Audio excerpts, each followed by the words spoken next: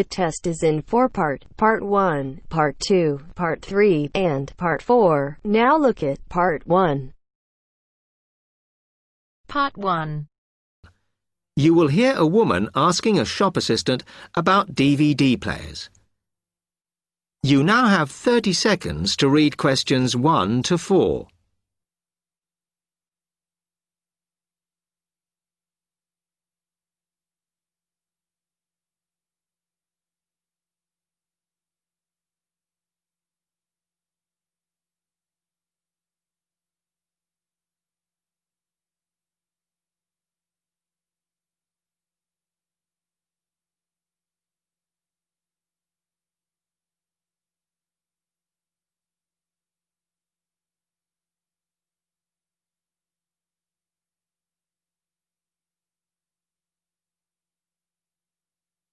Hello, I'm interested in buying a DVD player. Can you help me, as I don't know very much about them? Of course. We sell quite a range. Actually, we're doing a customer survey at the moment, so I wonder if I could fill in this form about you, and that will actually help me to advise you on the best DVD player for you. Oh, okay. First of all, your occupation. Student. Okay. Then, have you already got a DVD player? No, I've never had one before. Uh-huh. And how much do you think you want to spend on a player? I'm not sure, really, but I have got a budget. My friend said I should allow about £100, but I can't afford over £85, so that's what I'm working on. Mm-hmm. And do you watch DVDs very often?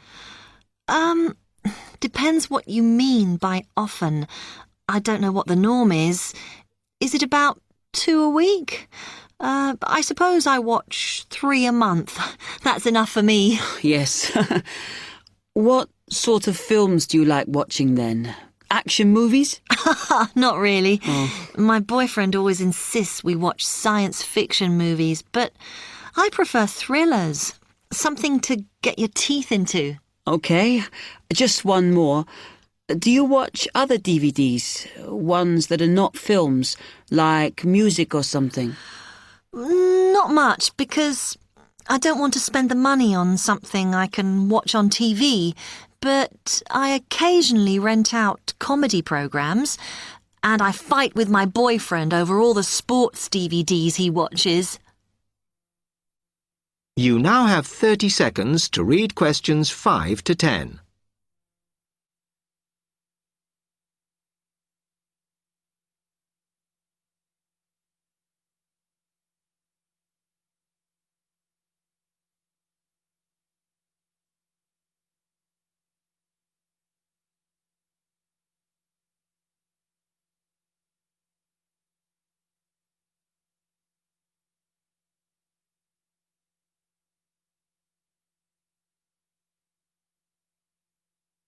Okay, let me explain a bit to you about the DVD players that are in your price range. First, there's the DB30, which has only got basic features, but it is a bargain at £69. Now, all the DVDs come with an after-sales service that starts when the guarantee runs out.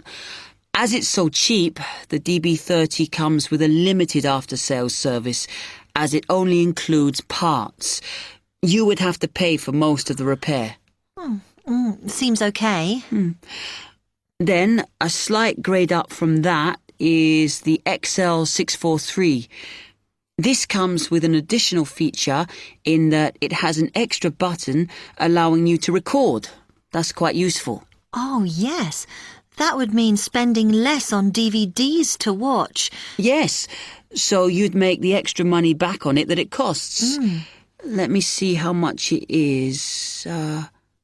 Yes, that one's actually reduced at the moment from £79 to £71.99. Oh. I think it's worth the extra myself. And is that the same level of after-sales service as the other one? Well, you get a bit more for your money because what we're offering is a discount on labour. so you don't pay the full price if you have to call an engineer out. I see. Then the last one is this Tri-X24. It's a very good player, and you can use it to listen to your CDs as well as watch DVDs. It looks nice, but I bet it's expensive. No, it's not top of the range. Let's see. Yes, it's £94. But what you have to remember is that includes insurance, so you don't have to pay extra for that. And it comes with a guarantee that's valid for 3 years, as opposed to the usual one. What do you think? Maybe.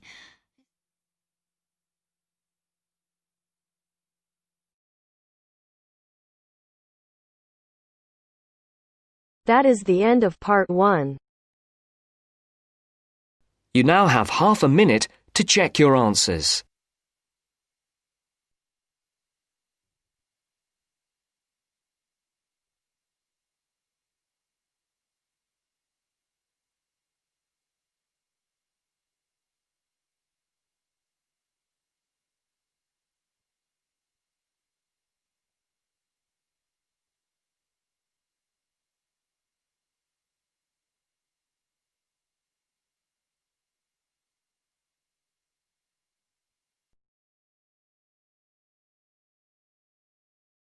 Now turns to part 2.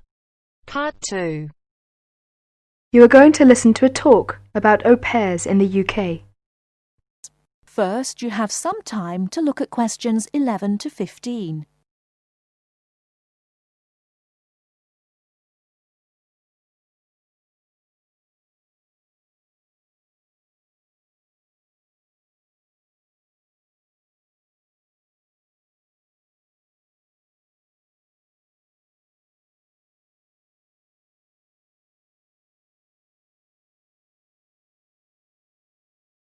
Now, listen carefully and answer questions 11 to 15. What is an au pair? An au pair is a single girl without any dependents who comes to the UK to learn English and to live as part of an English-speaking family. She is not a domestic servant, but may help in the house for up to 5 hours a day for pocket money. Suitable tasks would be light housework and taking care of children. She should have 1 day each week completely free, and she should be free to attend language classes and religious services if she wishes. Pocket money should be between £15 and £20 per week, and she should have her own room. Before she arrives, she should have as much information as possible about the home she is going to and what she will be expected to do. She will find it helpful to have a letter from her hostess explaining the arrangements to show the immigration officer when she arrives.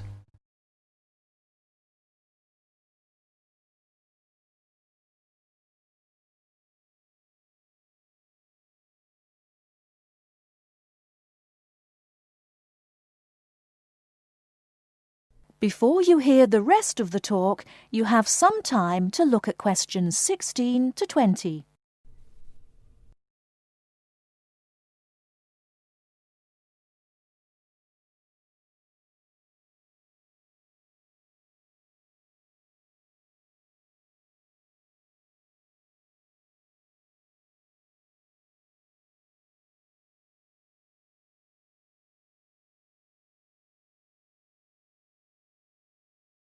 Now listen and answer questions 16 to 20. An au pair must be a single girl aged at least 17 and no older than 27 when she first becomes an au pair. She must be a national of a Western European country, which includes Malta, Cyprus and Turkey. The longest a girl may stay in the UK as an au pair is 2 years. A girl who has been in the UK before as an au pair will be allowed to come to the UK again as an au pair only if the total period is not more than 2 years. An au pair is not allowed to take a job in this country. The light household duties which are part of the au pair arrangement are not regarded as employment. An au pair who is a national of a country which is not in the Commonwealth or European Community, EC, and who is admitted for longer than 6 months will normally have to register with the police. This will be shown in her passport. She must take her passport and 2 passport-sized photographs to a police station. She will have to pay a fee, about £25. If an au pair wishes to stay longer than the time stamped in her passport, she may apply either by post to Luna House, Croydon, or in person at one of the public inquiry offices.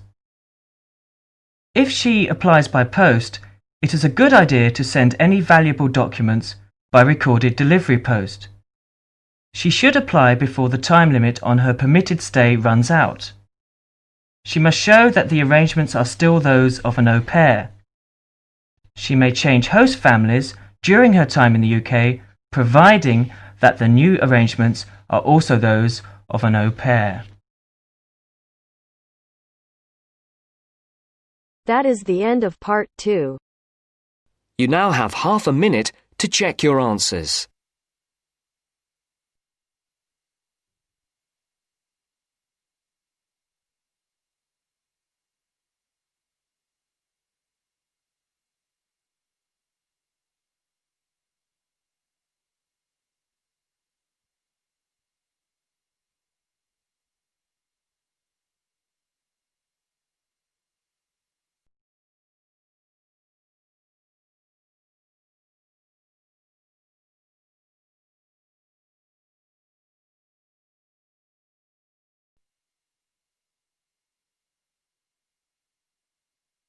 Now turns to part 3.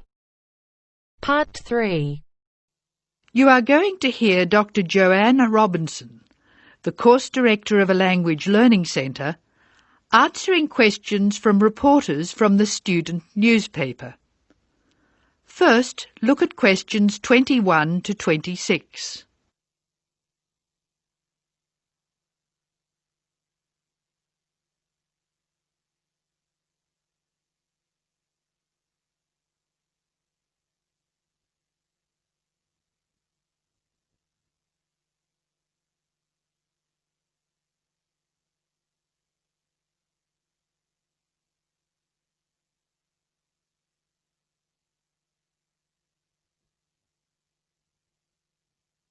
As you listen to the first part of the talk, answer questions 21 to 26.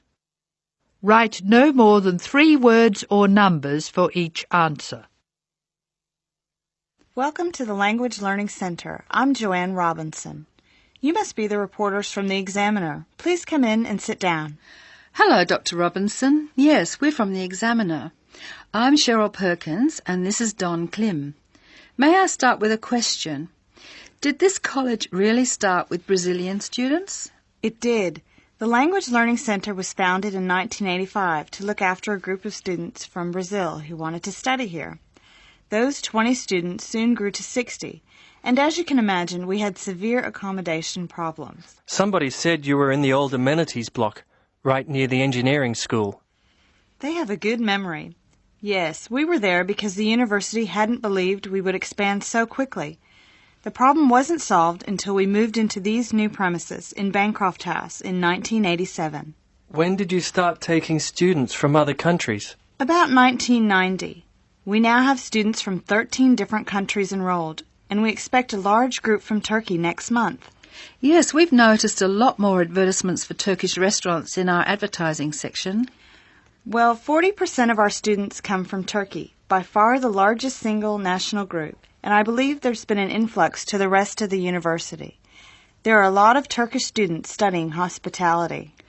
Do you offer anything special to the students? Yes, we do. There are several things which make us rather different from other language schools. English is certainly not restricted to English for academic purposes here. Sometimes we have extra classes for students who have particular courses in mind. And we have just said goodbye to a group of 30 Indonesian students who were preparing for a university course in agriculture. They came to us for English for farming, and they were with us for a long time. We miss them. How long do students usually stay at the Language Learning Centre? It varies, so I'll talk about the average. Most of our courses last for 5 weeks, but to make any real progress, a student needs to be here for at least 3 terms. That's 15 weeks.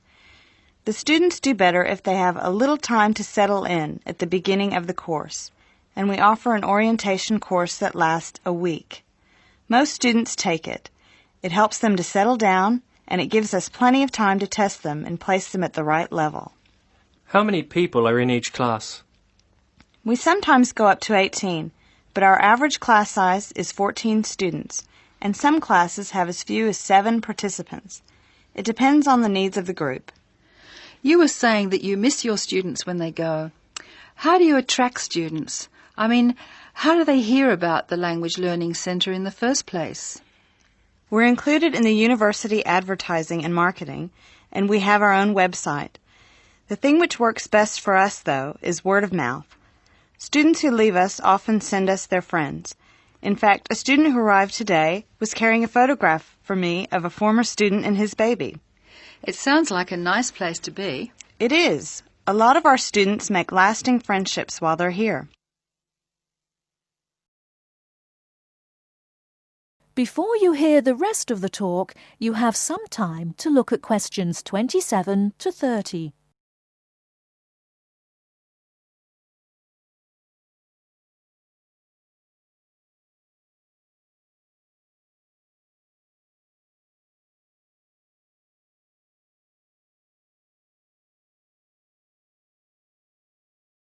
Now listen and answer questions 27 to 30. Making friends with other students sounds special enough. I'd like to emphasize that in the student newspaper. We do try to get our students to be part of the wider university. How do you do that? Do you encourage them to join the sports centre, for instance? Indeed we do. The sports centre is always looking for active participants, particularly in soccer. Oh, and something else. You might like to mention that we don't teach just English here. I mean, we're a language center, not an English language center. You may learn Spanish, Mandarin, and Russian here, and we can sometimes offer other languages. This means we can have some students who are native speakers of those languages as conversation partners for English-speaking students. Who can do these courses? At this stage, any native speaker of English. What about the people who are learning English? Can they do a non-English language course? At this time, only if they've almost finished their English language course.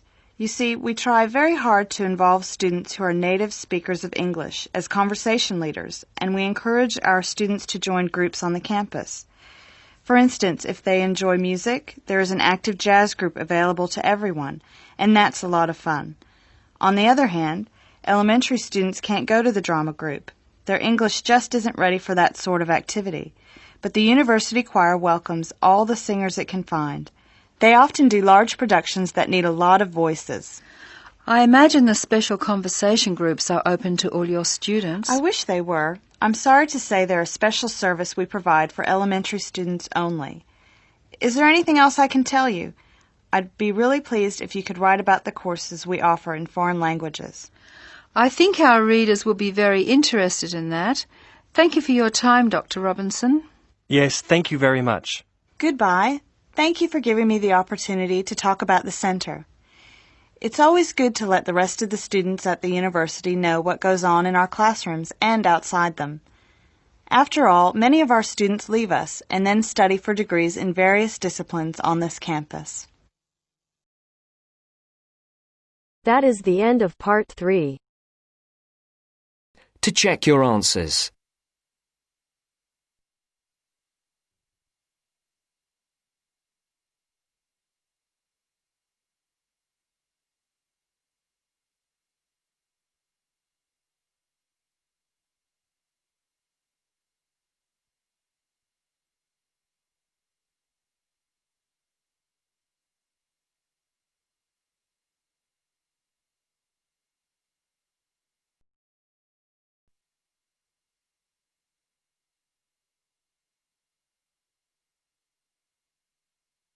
Now turns to part 4. Part 4. You will hear part of a talk on cat breeds. First, you have some time to look at questions 31 to 40.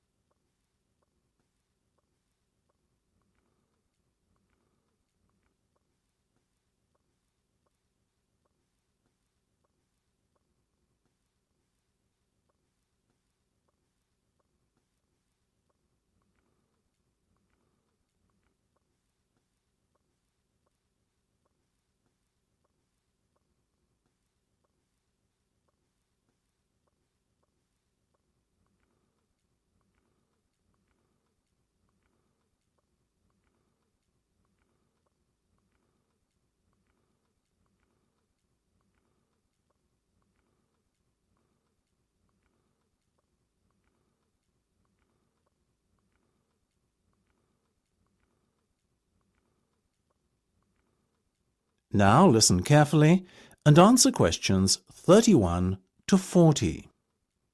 Look at her, ladies and gentlemen. Isn't she beautiful? The Abyssinian is a natural breed of cat which originated in Africa, or more specifically, what is now Ethiopia. Today it is found in much of the surrounding African continent, particularly Somalia. Its head is broad and moderately wedge-shaped, and it has relatively large pointed ears, like the specimen you can see here in front of you. It is typically a reddish colour and is known for the unusual M-shaped marking, which often appears directly above the two eyes. See here. It has a medium-length coat in a sort of ticked pattern, ticked being a term to describe when the hair gets progressively darker from root to tip. There you go, little fellow, well done. Now this gentleman, he is a male, I can assure you, is the Aegean. The Aegean is of Greek origin, as you might have guessed, and is thought to have come from the Cycladic Islands. It's considered to be the only native Greek breed of cat. It is one of the newest and therefore rarest cat breeds, but relatively plentiful throughout Greece. It is much liked for its intelligence and friendliness, and because it excels in pest control. It has a semi-long-haired coat with rich tail. The coat is typically bi- or tri-coloured, with white always present, and the other colours ranging from black to red, blue, cream, etc. These colours are just as likely to present themselves as stripes. This little guy, as you can see, has beautiful reddish-blue stripes running through a pale coat. The head is medium-sized and quite round. The ears have a wide base, rounded tips, and are covered by hairs. Now the Australian. Australians are still mainly confined to distribution in their homeland. Obviously Australia, though a number of catteries in the UK have started to breed them too. Look at those expressive eyes. The cat is a fine example of the breed, medium-sized and short-haired. Notice also the large round head. This breed is much loved for its tolerance of children, and because it is very rarely inclined to scratch. Its coat is typically spotted, or, as in the case of this little fellow, classic tabby style. Last but not least, we have the Bobtail, another relatively new breed, like the Aegean and Australian. The Bobtail first appeared in the 1960s in the United States, the only country in which it has a significant distribution, and is most notable for its stubby, bobbed tail, which is only something like 1/3 to 1/2 the length of a normal cat's tail. It is a very sturdy breed, with rather shaggy and dense fur. Bobtails can have any colour fur, and often have the appearance of a tabby. Unlike the other breeds we have discussed, the Bobtail is not natural. It is said to be a result of the crossbreeding of a domestic tabby cat and a bobcat. Such is the careful breeding the cat has undergone that it comes in all colours, and there are also both long and short-haired versions. If I had to recommend one of these breeds to you today, I would have to vouch for the Australian. After all, as all of us here are parents, we must surely agree that our children are our first consideration when it comes to purchasing a pet? What effect the animal will have on them? How will it react, etc.? These are questions we all ask ourselves, and they are even more important when the child is very young. The Australian is simply unrivalled in the temperament department and is extremely unlikely to lose its composure and take a swipe at your child. That said, it is still a very rare breed in these parts, and as with all things in the world, rare equates to very expensive. So it may be beyond the price range some of you are prepared to pay. Surprisingly perhaps, though the bobtail is part lynx or bobcat, as they say in the States, it doesn't appear to have inherited any of the wildcat's aggressiveness, and therefore it makes an excellent second best as a pet you can allow to be around children. It is also considerably less expensive. The other two breeds we have talked about both make excellent house pets. However, hand on heart, I could not endorse either as a pet to have around young children. In my view, the child's safety is not something to gamble with. So, if you can afford the extra few quid to lay out for a bobtail, or better still, an Australian, do so. You won't regret it.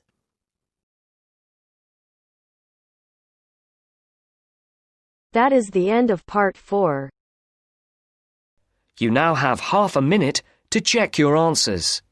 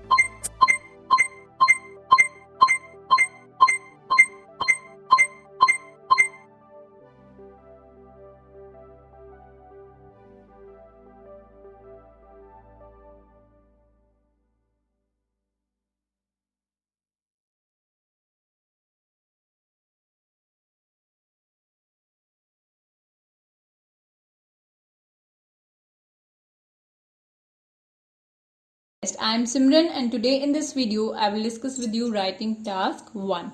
So without wasting any time, let's have a look on the question. The question says the given graphs below shows result of a survey of college going boys and girls activities other than academic studies. So the graphs are about the activities of the students rather than their subject learning. So, summarize the information by selecting and reporting the main features and make comparisons where relevant.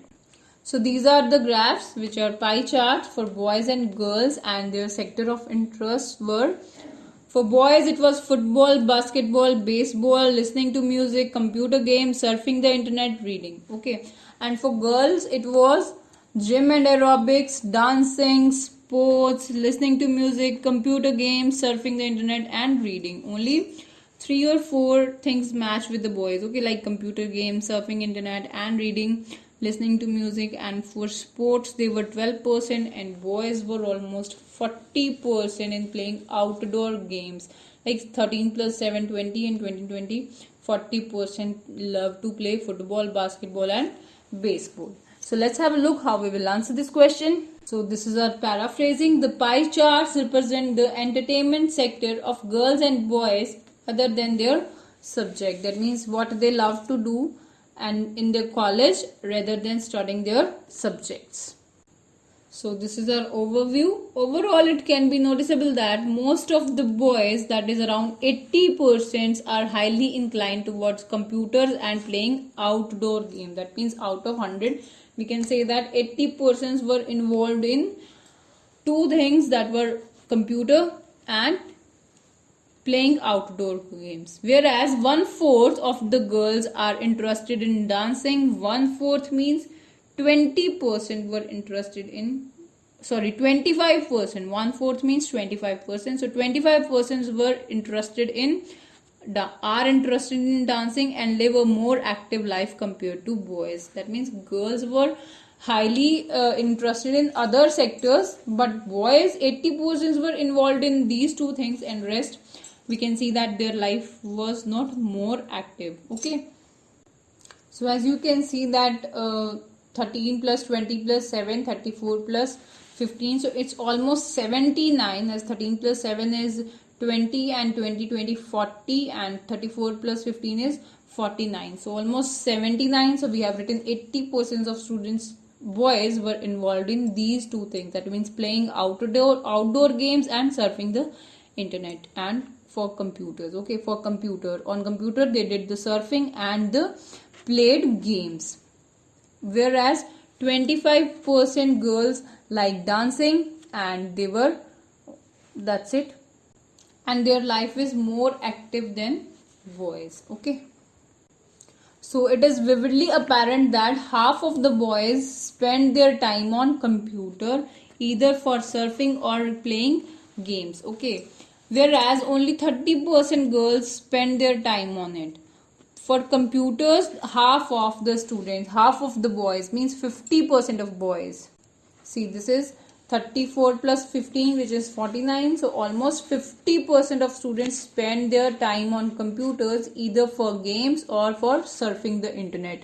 Whereas only 20% of the girls, 30% of the girls, 20 for surfing the internet and 10 for the computer games. So 30% spend their time on computer as compared to boys.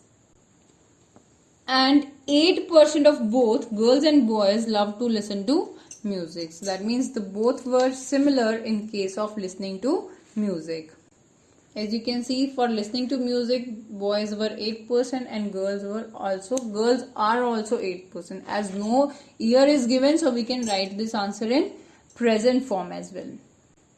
So lastly, the outdoor activities of boys are basketball, football and baseball, which include 20%, 13% and 7% of boys respectively. Okay. That means 20% for basketball, 13% for football and 7% for baseball. That's why we have written respectively here. So you can see that outdoor activities means playing the games: 13% football, 20% basketball, and 7% baseball.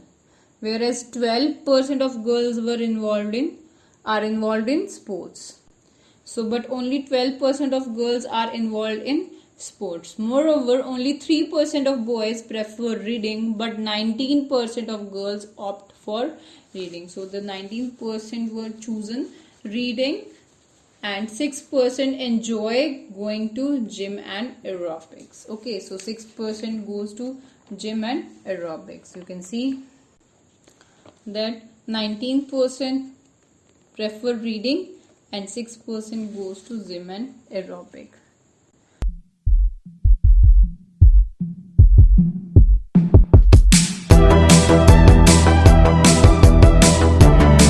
So our question is, describe something special you brought home from holiday, and you have to tell what it was, when and where you went on this holiday, what you did with it after you brought it home. So here you can tell about anything which you ever brought home from any holidays, and that you can tell here. So this is very simple question, and I will tell that how you have to answer it. Let's move towards answer.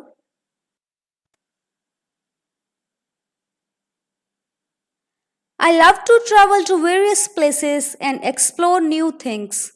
I travel every year during holidays to refresh my mind and meet different people.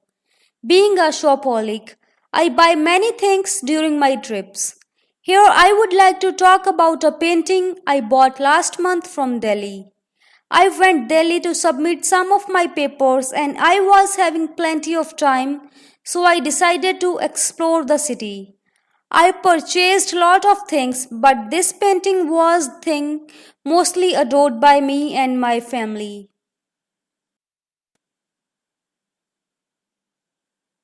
It is the painting of a mother cuddling her baby. This painting is a masterpiece because it is revealing true and pure bond of love of mother towards her child.